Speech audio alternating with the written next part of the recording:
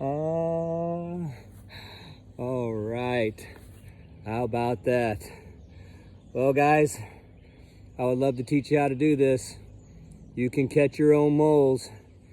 All you have to do is walk down those runs and come back and check it about every half an hour, and sooner or later you're going to see it pop back up.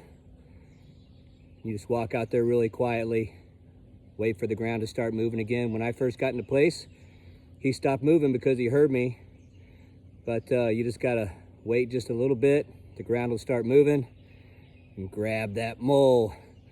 All right, follow me. Check out my pages, Facebook, Instagram, YouTube. Let me teach you how to catch your moles. God bless you all. From the Mole Eliminator.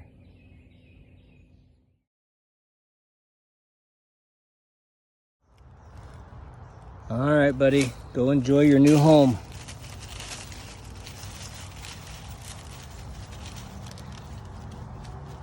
Wow, that was quick.